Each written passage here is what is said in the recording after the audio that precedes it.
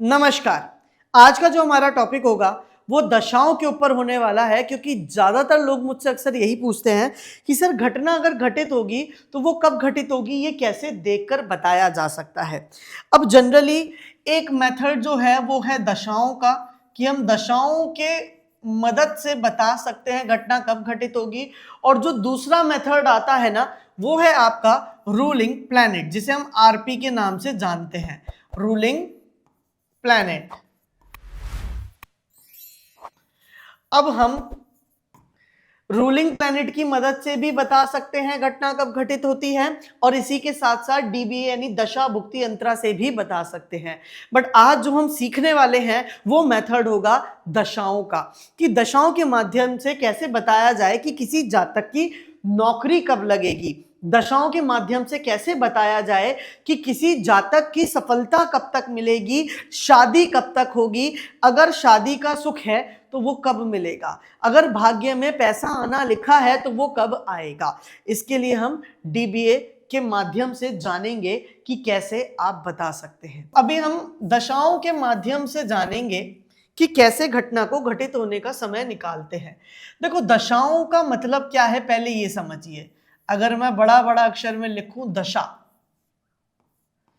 दशा वो है जो इंसान की दिशा तय करती है। दिशा मतलब डायरेक्शन।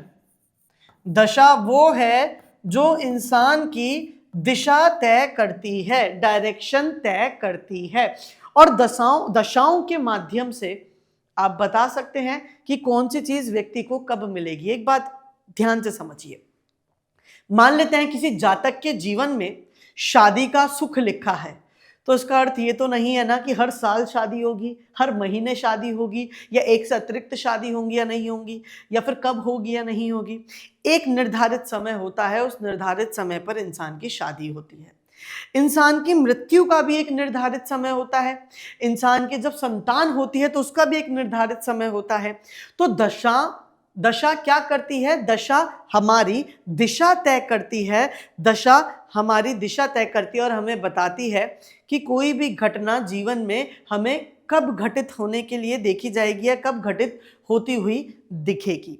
इसीलिए दशा एक मैप की तरह काम करती है। देखिए, मैप का काम क्या होता है? अगर मैं यहां पर जनरली बोलूं मैप,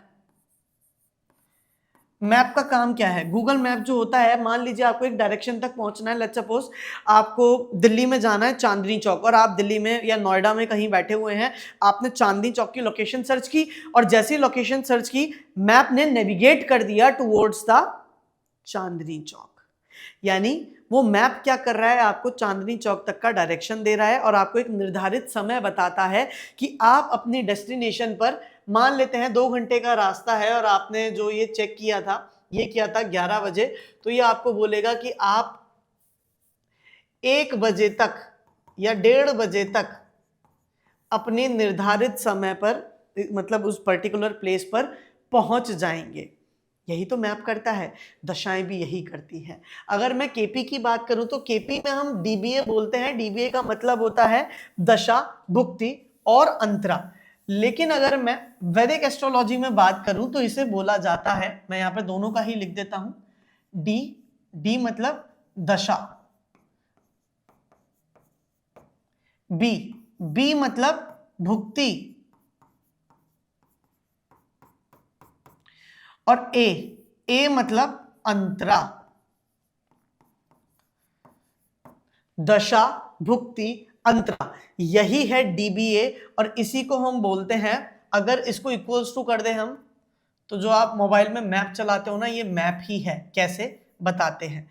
वैदिक एस्ट्रोलॉजी में इसे बोला जाता है महादशा, ए को बोला जाता है अंतरदशा, और पी को बोला जाता है प्रत्यंतर दशा, प्रत्यंतरा।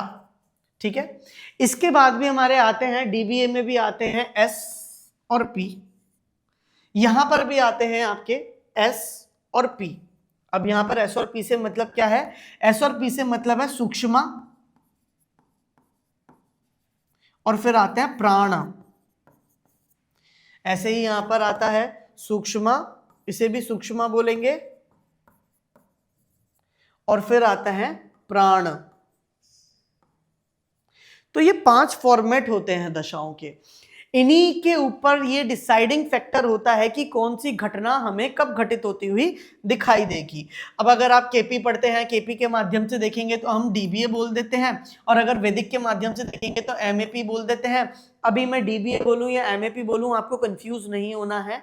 आप यहां पर सबसे पहले चाहें तो उसका स्क्रीनशॉट ले लीजिए, चाहें तो उसको सेव कर लीजिए, नहीं तो कहीं लिख लीजिए, ताकि आप कभी कंफ्यूज ना हो डीबीए और एमएपी के अंदर। क्योंकि सूक्ष्म यहां पर भी यही है, यहां पर भी एस का मतलब सूक्ष्म है, यहां पर भी पी का मतलब प्राण है, और यहां पर भी पी का मतलब प्राण है। तो जनरली स्टूडेंट्स जो कंफ्यूज होते हैं ना, वो कंफ्यूजन जो पॉइंट है वो डीबीए और एमएपी में होते हैं।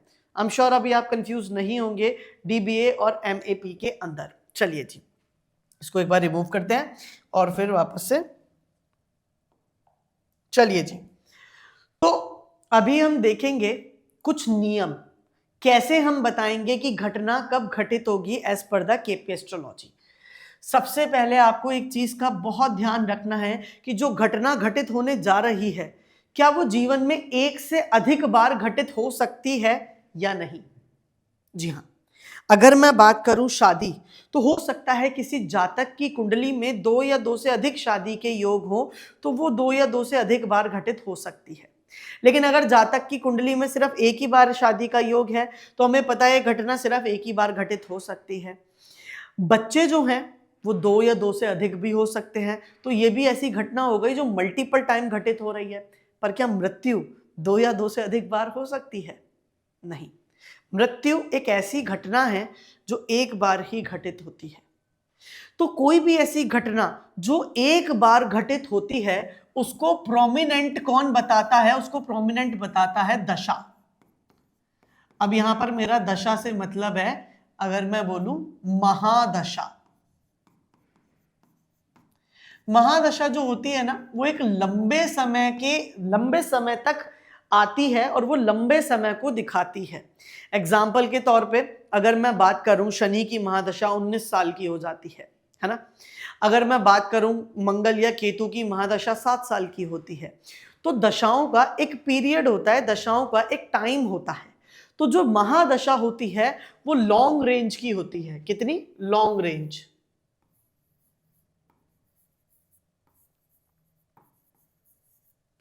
सूर्य की दशा सबसे छोटी होती है, वो अप्रोक्सीमेटली 6 ईयर्स तक चलती है, लेकिन तब भी देखो 6 साल तक तो चल रही है ना, यानी एक लॉन्ग रेंज को दिखाती है।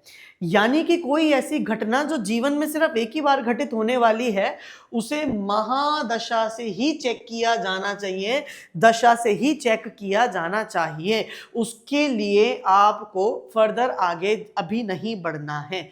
फिलहाल बड़ी सिंपल सी क्लियर कट टू कट चीज है कि कोई भी घटना अगर एक से अधिक बार घटित हो रही है तो उसको हम किसी और तरीके से देखते हैं, परंतु अगर कोई घटना जीवन में सिर्फ एक ही बार घटित हो रही है तो उसे सबसे पहले दशाओं से देखा जाना चाहिए। अब हम बात करते हैं जब कोई घटना मल्टीपल टाइम घटित हो सकती है, जैसे संतान सुख हो सकता है संतान सुख 2 या 2 से ज्यादा हो, या फिर शादी हो सकता है कि किसी के भाग्य में 2 या 2 से अधिक शादी लिखी हो, या कोई भी ऐसी घटना जो मल्टीपल टाइम्स घटित हो रही है या होने की संभावना है, उसको हम देखते हैं भुक्ति से। किससे देखते हैं? भुक्ति से। अब भुक्ति का मतलब क्या होता है? अंतरदशा।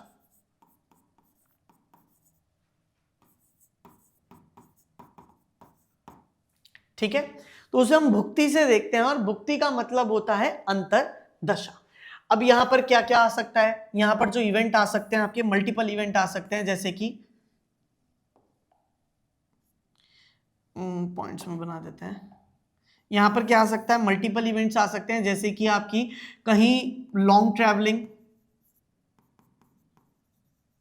वो जीवन में मल्टीपल टाइम हो सकती है ना। फॉरेन ट्रैवलिंग हो गई, लॉन्ग ट्रैवलिंग, इसे फॉरेन भी लिख देते हैं अगर, ठीक है। फॉरेन ट्रैवलिंग हो गई, लॉन्ग ट्रैवलिंग कुछ भी हो सकती है। चाइल्ड बर्थ हो सकता है, ठीक है। इसके अलावा फाइनेंसेस हो सकते हैं, पैसा आना, क्योंकि पैसा एक ऐसी चीज है जो मल्टीपल टाइम्स जीवन में आ सकता है। एक अच्छा समय आना या एक बेकार समय आना, जॉब चेंज होना, क्योंकि जॉब मल्टीपल टाइम चेंज हो सकती है, या फिर जॉब लगना,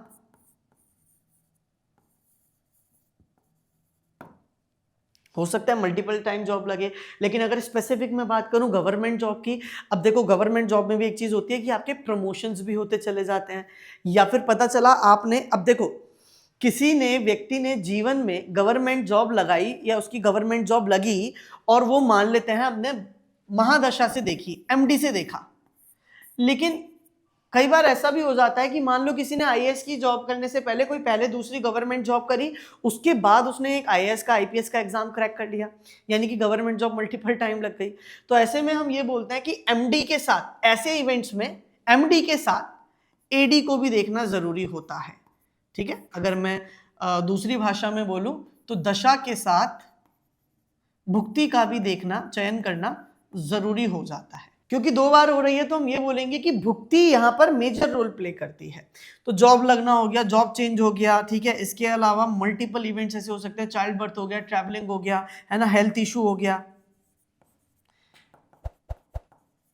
मल्टीपल चीजें यहाँ पर देखी जा सकती हैं। ऐसे आपके दिमाग में जो भी चीजें आ रही हैं जो एक से अधिक बार हमारे जीवन में होती है, वो सब कहां से देखी जाती है? भुक्ति से देखी जाती है। अब सवाल आता है प्रत्यंतरा पे, यानी हम इसको प्रत्यंतरा भी बोल सकते हैं,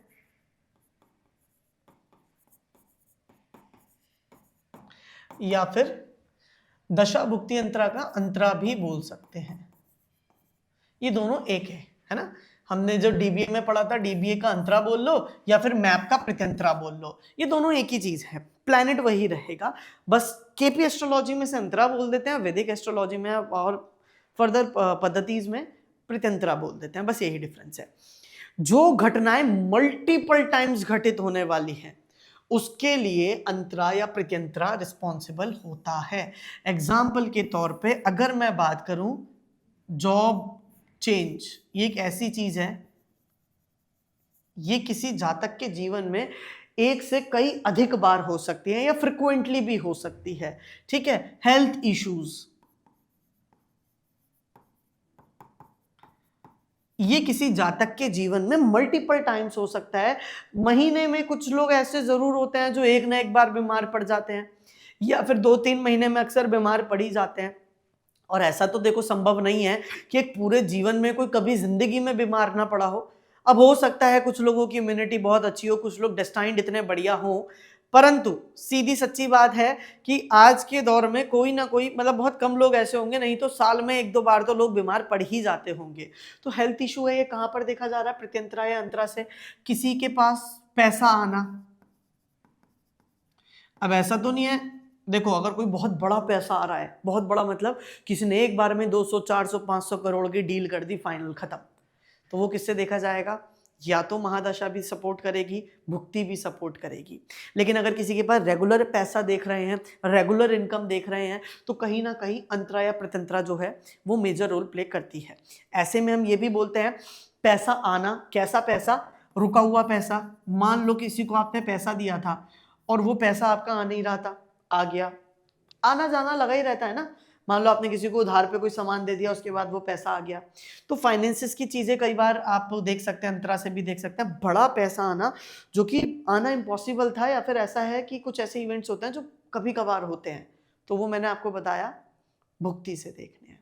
पर रेगुलर इनकम की बात करें या फिर इस तरीके से बात करें तो कहीं ना कहीं वो अंतरा आपको, प्रत्यंतरा आपको ज्यादा बेहतर तरीके से दिखा सकता है। अब वीडियो को रोककर आप ये बताइए, अगर मैं यहां पर हेल्थ इशू की बात कर रहा हूं तो क्या डेथ भी यहीं से देखी जानी चाहिए या नहीं? डेथ यहां से देखी जानी चाहिए या नहीं? अरे ऑल्दो आप वीडियो में हैं, पर मैं चाहता हूं पार्टिसिपेट करो, ताकि आप लोग इसको, मैं भी समझ पाऊं कि आप इसे अच्छे से समझ पा रहे हो या नहीं। तो क्या डेथ यहां पर आनी चाहिए? बहुत बढ़िया, नहीं, डेथ यहां से नहीं देखी जाएगी, क्योंकि एक ऐसा इवेंट है जो लाइफ में रेयरली होता है और एक ही बार होता है। ठीक है, इसी वजह से यहां से ये चीजें देखी जाती हैं।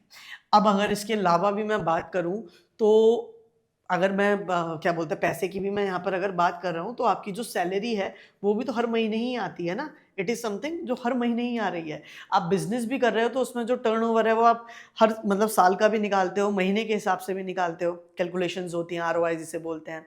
तो मतलब ये कुछ ऐसी चीज है जो अंतरा ज्यादा प्रभाव डालती है। ठीक है, चलिए अभी हमारा सूक्ष्म और प्राण का काम क्या है। देखिए सूक्ष्म और प्राण का काम है वो काम जो हम दिनचर्या में रेगुलरली करते रहते हैं, है ना, जैसे कि खाना खाना या फिर कोई ऐसी घटनाएं जो बहुत रेगुलरली होती रहती हैं। इसमें भी स्पेशली मैं बोलूं पैसों का लेन देन हो सकता है। कैसा लेन देन कि भाई क्या पता अगर आप एक शॉपकीपर हैं तो, या फिर आप दुकान चला रहे हैं, कोई व्यापार कर रहे हैं तो उसमें डेली का लेन देन हो गया, है ना। मतलब वो घटनाएं जो डेली घटित हो रही हैं या फिर multiple time, thousand of time एक व्यक्ति के जीवन में घटित होती है। तो क्या वो बच्चे हो सकते हैं? नहीं। क्या वो फाइनेंसेस हो सकते हैं? बिल्कुल हो सकते हैं। क्या वो हेल्थ इश्यूज हो सकते हैं? बिल्कुल हो सकते हैं। These are just examples. यानी जब आपके सामने कोई क्वेश्चन आता है तो आपके दिमाग में ये बात आनी चाहिए कि ये घटना कितने बार घटित हो सकती है एक व्यक्ति के जीवन में। क्या ये कोई ऐसी घटना तो नहीं जो मल्टीपल टाइम्स घटित होगी, और मल्टीपल में भी महीने में मल्टीपल टाइम होगी, या फिर साल में मल्टीपल होगी, या सालों में एक दो बार होगी। ये डिसाइड करना बहुत जरूरी है ना। अगर आपने एक बार ये डिसाइड कर लिया, आपके लिए दशा पढ़ना इतना सरल हो जाता है। कोई भी डाउट हो आप कमेंट सेक्शन में जरूर डालिएगा ताकि आपके इस डाउट को क्लियर किया जाए। परंतु अभी यहाँ पर हम थोड़ा सा और आगे बढ़ेंगे और अब थोड़ा सा आपको डीप लेकर जाते हैं इसमें कि घटना को फाइंड आउट कैसे करना है। अब एग्जाम्पल के तौर पे हम यहाँ पर जो घटना निकाल रहे हैं वो निकाल रहे हैं मैरिज की। जातक ने मुझसे आके पूछा मेरी शादी कब होगी, मेरी शादी कब होगी। तो मैंने क्या करा, सबसे पहले तो 7th हाउस का कनेक्शन देखा, स्ट्रॉन्ग है या वीक है। अगर मैं वैदिक के अकॉर्डिंग बोलूं तो स्ट्रॉन्ग है या वीक है, शादी का सुख है या नहीं है। और अगर केपी की बात करूं तो मैंने क्या देखा, 7th CSL अपनी स्क्रिप्ट के अंदर, क्या अपनी स्क्रिप्ट के अंदर 2, 7, 11 जैसे नंबर दे रहा है। स्क्रिप्ट से मेरा मतलब है अपने एनएल और एसएल लेवल पे। अगर आपको नहीं पता है एनएल एसएल या मैं क्या बात कर रहा हूँ 7th कस्पल सबलॉर्ड, तो प्लीज आप मेरी पुरानी वीडियोस को जाके गो थ्रू कीजिए। उसके अंदर आपको कस्पल सबलॉर्ड क्या होता है, छोटी छोटी चीजें आपको देखने के लिए मिलेंगी और आपको बेहतर समझ में आएगा कि मैं क्या बात करना चाह रहा हूँ। अब यहाँ पर एनएल और एसएल की मैं बात करूँ, इस लेवल पे अगर मुझे 2, 7, 11 दिखता है तो ये बोलता है शादी के लिए यस, यानी मैरिज प्रॉमिस है। फिर मैं दशाओं के अंदर जाऊंगा देखने के लिए शादी कब होगी।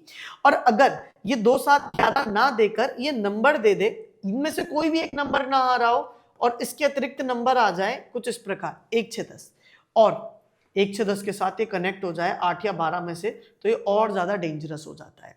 ठीक है, इसको ढंग से लिख लेते हैं, 1, 6, 10 या फिर +8 आइदर 12, है ना। इन दोनों में से कोई भी एक आ जाए,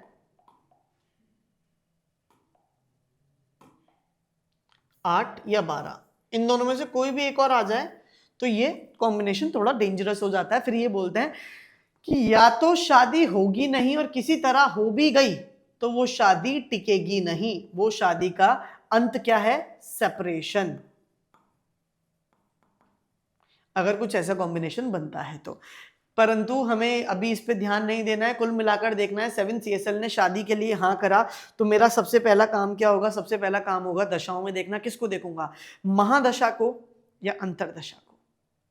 तो मेरा बड़ा सिंपल सा जवाब है आप लोगों का कि सबसे पहले मैं देखूंगा महादशा, क्योंकि देखो घटना ये भी एक ऐसी है जो शायद जीवन में एक ही बार घटित हो सकती है। हो सकता है इस जातक के जीवन में डिवोर्स या सेपरेशन ना हो, तो मैं उसको दोनों लेवल पे चेक करने की कोशिश करूंगा। तो सबसे पहले मुझे देखना है दशाओं में। किसमें, दशाओं में। दशा से मेरा मतलब है महादशा।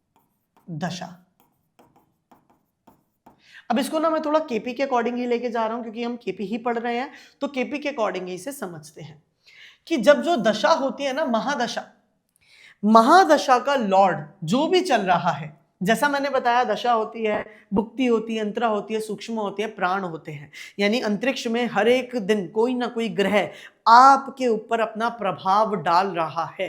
हर दिन। ठीक है, तो हमें यही समझना है, इसी को डिकोड करना है कि जो दशा है ना हमारी, इस दशा में, महादशा कुछ भी बोल दीजिए, दोनों एक ही चीज है, इक्वल्स टू करके कर देते हैं, तो आप लोगों को कंफ्यूजन नहीं होगा। अब मान लेते हैं कि दशा में कोई प्लैनेट चल रहा है किसी व्यक्ति का, सैटर्न, और जो ये शनि है ये अपने एनएल लेवल पे नंबर, मान लो शनि का एनएल कोई भी प्लैनेट बना, अभी मुझे प्लैनेट से इतना वो नहीं है, लेकिन ये अपने अंदर मान लो 2, 9, 11 जैसे नंबर दे रहा है, यानी ये बता रहा है, सबसे पहला काम क्या था, सबसे पहला काम था मैंने 7th कस्पल सबलॉर्ड देखा, क्या शादी का सुख है या नहीं, फिर मैंने देखा हाँ जी शादी का सुख है, फिर मैंने ये भी देख लिया हाँ एक ही शादी का सुख लगता है, तो अब मैंने दूसरा यहाँ पर देखा कि दशा किसकी चल रही है, दशा चल रही है शनि की, और शनि का जो नक्षत्र लेवल है वो 2, 9, 11 दे रहा है, यानी कि ये शादी के लिए प्रॉमिस कर रहा है, या फिर एनएल पे ना आके एसएल पे आ जाए, कोई भी नंबर 2, 7, 11 में से, स्पेशली अगर 7वां घर आएगा ना तो ये बहुत प्रोमिनेंट योग देता है। क्यों? क्योंकि 7th हाउस प्राइम सिग्निफिकेटर है मैरिज का। तो मान लो सब लॉर्ड भी 2, 7, 11 में से किसी नंबर से कनेक्टेड हो गया है, यानी ये दशा आपकी कुल मिलाकर प्रॉमिस दे रही है। अब मान लो यहाँ पर 2 या खाली 2 ही होता तो भी देती। मैंने क्या बोला, इन तीनों में से 2, 7, 11 में से कोई भी एक नंबर एनएल और एसएल लेवल पे आ जाए, भले ही नेगेटिव आ रहा है नहीं आ रहा डजंट मैटर, पर इन तीनों में से कोई भी एक नंबर आ जाए तो हम ये बोलेंगे कि दशा वीकली दे रही है, वीक है पर दे रही है। अब मैंने क्यों बोला कि यहां पर वीक दशा चल जाएगी, क्योंकि घटना ऐसी है जो संभवतः एक से अधिक बार घटित हो सकती है किसी के भी जीवन में। ऐसा नहीं कि एक बार शादी हो गई तो थप्पा लग गया किसी व्यक्ति के जीवन में कि अब वो दोबारा शादी नहीं कर सकता, तो इसीलिए मैंने बोला कि घटना एक से अधिक बार हो सकती है। अब लेकिन एग्जाम्पल के तौर पे मैंने ये भी माना है कि मैंने कुंडली देखी है, कुंडली में एक ही शादी का योग है, तो इसीलिए मैंने बोला कि चलो भाई महादशा जो है वो वीक भी होगी तो चल जाएगा, परंतु आपकी जो भुक्ति है,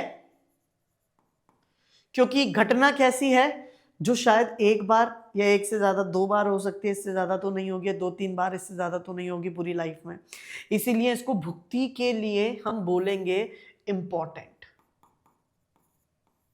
भुक्ति पे इंपॉर्टेंट है।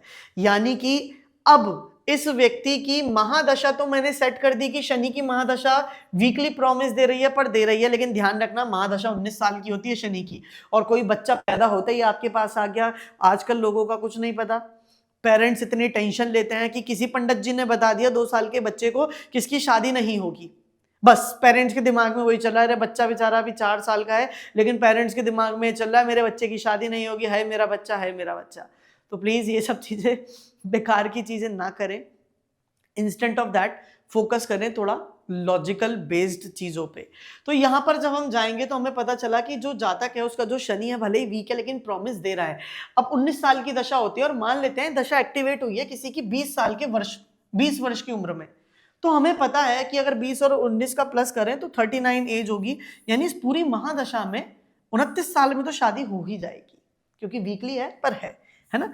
इसी प्रकार हमें यह ध्यान रखना है, मान लो किसी की 10 साल की एज में दशा एक्टिवेट होती है तो हमें पता है 29 तक की एज में शादी की जो जनरली एज होती है हमारे इंडिया में वो 24 to 30 तक हम मानते हैं कि बेसिक एज होती ही है, इस एज में शादी हो ही जाती है। तो हमने देखा अगला हमें सेट करना है भुक्ति। अब जो हमारी भुक्ति होगी वो कैसे सेट होगी, भुक्ति ऐसे सेट होगी कि भुक्ति का जो प्लैनेट है, मान लेते हैं भुक्ति में आ रहा है मार्स, उसके बाद राहु के बाद जुपिटर, लेकिन इनमें से कोई भी ना, मैंने क्या बोला भुक्ति बहुत इंपॉर्टेंट होनी चाहिए। अब इन तीनों में से कोई भी 7 नंबर अपने एनएल लेवल पे नहीं दे रहा था, इसका मतलब मुझे उन प्लैनेट को ढूंढना है जो कि अपने नक्षत्र लेवल पर या सब लॉर्ड लेवल पर 7 नंबर स्ट्रांगली सिग्निफाई कर रहे हो, क्योंकि शादी तब तक अपना जो स्थान है वो नहीं लेगी जब तक कि सिग्निफिकेटर, प्राइम सिग्निफिकेटर या फिर प्रोमिनेंट सिग्निफिकेटर या फिर पॉजिटिव नंबर्स ना हो। तो पॉसिबिलिटी क्या हुई, मान लेते हैं मार्स की दशा चल रही थी, मार्स जो है अपने एनएल लेवल पे नंबर दे रहा था 1, 6, 10 और एसएल लेवल पे भी नंबर दे रहा है 5, 6, 10, 11। तो मुझे पता है यहां पर भले ही 11 आ रहा है बट ये बहुत वीक है क्योंकि नेगेटिव टीम ज्यादा है, तो मैं बोलूंगा कि मंगल की अंत भुक्ति में नहीं होगी। फिर मैंने वापस से किया उसके बाद मैंने देखा अगली किसकी है, राहु की है। राहु जो है अपने नक्षत्र लेवल पर नंबर जो दे रहा है वो दे रहा है 2, 6, 10, 11 और एसएल लेवल पे दे रहा है 2, 6, 10। तो भी मुझे समझ में आ गया ये भी एक वीक प्रॉमिस है, इसमें भी शादी अपनी जगह स्थान नहीं लेगी। फिर आता है अगला जुपिटर। अगर मान लेते हैं जुपिटर भुक्ति में आ गया और जुपिटर का जो एनएल है वो अपने अंदर नंबर दे रहा है 2, 7, 9 और एसएल लेवल पे कहीं भी 7 नंबर आ रहा है, ठीक है, 10 भी आ रहा है, 11 भी आ रहा है। तो हमें यहाँ पर ये पता चल गया कि ये बहुत स्ट्रॉन्ग भुक्ति है, क्योंकि देखो नक्षत्र लेवल पे भी 7 आ रहा है और सब लॉर्ड लेवल पे भी 7, 11 आ रहा है। तो हम ये डिसाइड करना हमारे लिए बहुत सरल हो जाएगा कि जुपिटर की भुक्ति में ही शादी होगी। अब हमने देखा जुपिटर की भुक्ति, उसके बाद हम आ जाएंगे सीधा किस पर, सीधा आ जाएंगे हम अंतरा पे। किस पे, अंतरा। चलिए तो अभी हम बात करेंगे अंतरा की। अंतरा के अंदर अब हमें फिक्स करना है, यानी अंतरा बोलिए या फिर आप इसे प्रत्यंतरा बोलिए, बात एक ही है। अब हम यहां पर फिक्स करेंगे किसे, अब हम यहां पर फिक्स करेंगे अगले प्लैनेट को। अभी तक हमें पता चला कि शनि की महादशा के अंदर बृहस्पति की अंतरा में, या बृहस्पति की बोलेंगे अंतरदशा में, बृहस्पति की भुक्ति में घटना घटित होगी। तो अभी हमें वो 19 साल मिले कि भैया इस व्यक्ति की शादी 19 साल के भीतर कब होगी। फिर हमें 19 साल में भी कुछ महीने मिले, क्योंकि जो आपकी भुक्ति होती है ना वो कुछ या तो 1-2 साल की या फिर कुछ महीनों की होती है। तो मैं ये बोलूंगा अभी भी हमें 1 साल का पीरियड मिल गया, विद इन 1 ईयर कब होगी। अब हम अंतरा पे या प्रत्यंतरा पे जा रहे हैं ये देखने के लिए कि विद इन 2 to 3 मंथ्स कब होगी। अब यहाँ पर हमने देखा जुपिटर के अंदर सबसे पहला जो आएगा वो जुपिटर का ही प्रत्यंतरा आएगा, है ना। अब हम ये कैसे डिसाइड करें कि घटना जो है वो जुपिटर के अंदर जुपिटर में ही घटित होगी या फिर किसी और प्लैनेट के अंदर घटित होगी। ऐसे में हम इस्तेमाल करते हैं रूलिंग प्लैनेट्स का, बट अभी हम रूलिंग प्लैनेट के बारे में बात नहीं करेंगे। अभी हम जनरली बोलेंगे कि जो भी आपकी अंतरा है जुपिटर की, यहां पर हमें यह देखना है कि जुपिटर के अलावा कोई ऐसा प्लैनेट है जो इतना प्रोमिनेंट नंबर दे रहा है, क्योंकि हमें जरूरत थी भुक्ति में इतनी मजबूत नंबर की। अब यहां पर अंतरा में ऊपर नीचे थोड़े बहुत नंबर होंगे तो भी चल जाएंगे, पॉजिटिव होना चाहिए या मिक्स नंबर भी होंगे तो भी चल जाएगा। परंतु अगर जुपिटर हमारा, जुपिटर के अलावा कोई भी अच्छा नहीं है तो हम जुपिटर को ही सेट करेंगे। पर इन केस मान लेते हैं जुपिटर के बाद आ रहा है शनि, जो कि बहुत अच्छा नहीं था जैसा कि यहाँ पे देखा था, और शनि के बाद फिर अगला जो आएगा आपका प्रत्यंतरा वो आएगा बुध का। अब यहाँ पर हम मान लेते हैं मर्क्यूरी जो है वो अपने एनएल लेवल पे नंबर दे रहा है 2, 6, 11, एसएल लेवल पे नंबर दे रहा है मान लेते हैं 5, 11, ठीक है, और 12। अब ऐसे नंबर से आप ये आइडिया लगा सकते हैं कि देखो नक्षत्रा लॉर्ड भी मजबूत है, 2 पॉजिटिव हैं, 1 नेगेटिव है, यानी नक्षत्रा लॉर्ड को एक स्ट्रेंथ मिल गई। और दूसरा सब लॉर्ड में भी देखो खाली पॉजिटिव नंबर है, और सब लॉर्ड में भी पॉजिटिव नंबर होने के बावजूद यहाँ पर कोई नेगेशन नंबर नहीं है, तो सब लॉर्ड को भी एक स्पेशल स्ट्रेंथ मिल गई।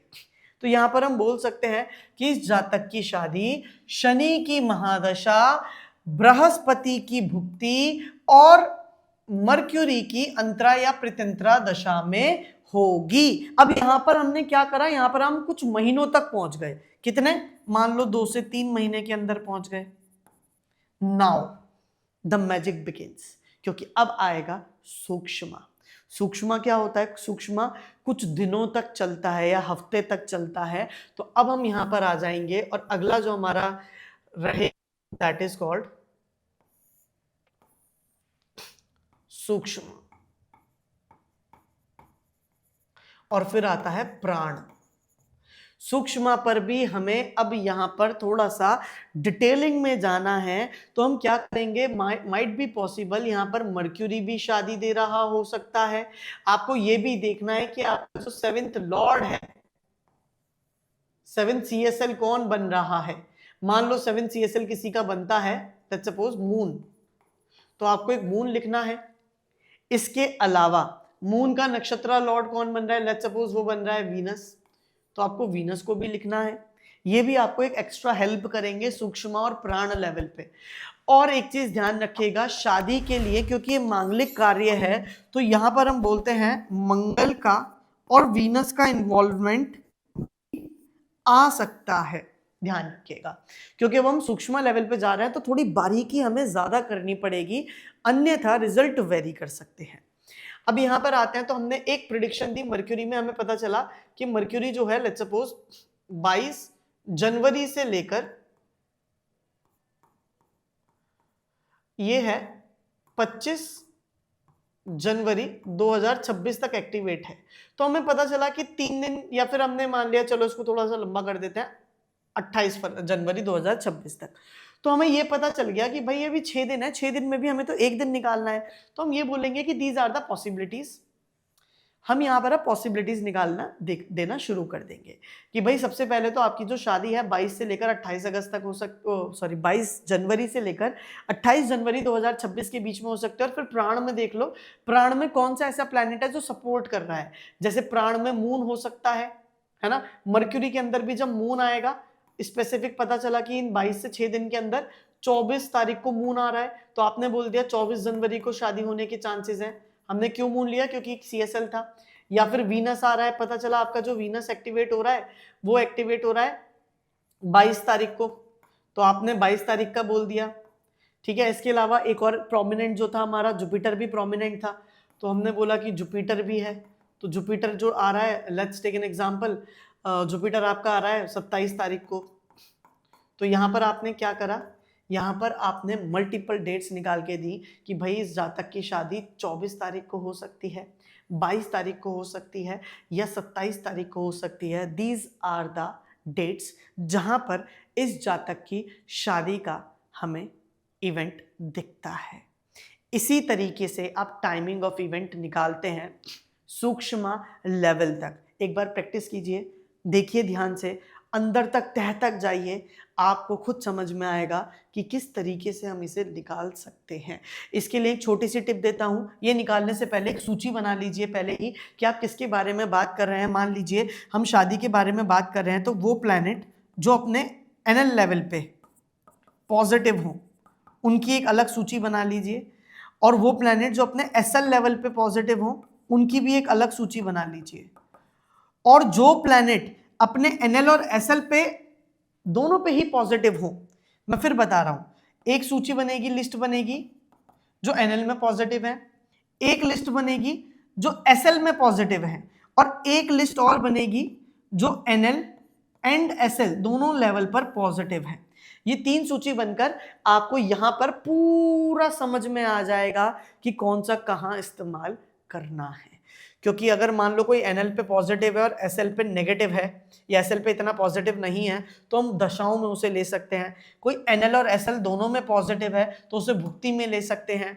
उसके अलावा कोई आपका मान लेते हैं SL में पॉजिटिव है, NL में पॉजिटिव नहीं है, तो उसे आप प्रत्यंत्रा में ले सकते हैं। उसके अलावा आपका कोई मान लेते हैं NL पे पॉजिटिव है और SL पे भी पॉजिटिव है, उसे सूक्ष्मा पे भी ले सकते हैं, या आप कस्पल सब लॉर्ड को भी ले सकते हैं, या फिर वो उस हाउस का लॉर्ड कौन है उसे भी ले सकते हैं। इस प्रकार से आप एग्जैक्ट टाइमिंग ऑफ इवेंट तक पहुंच सकते हैं। यकीन मानिए, जब आप ये करेंगे और सामने वाला आपको देखकर आपकी बातें, प्रेडिक्शन जो रहेंगी, जब वो एक्यूरेट आएंगी, तो सामने वाले के मुंह से बस एक ही बात निकलेगी, जस्ट वाओ, ये कैसे बताया। मेरे साथ तो बहुत सारे मिरेकल्स ऐसे हो चुके हैं, अब आपकी बारी है।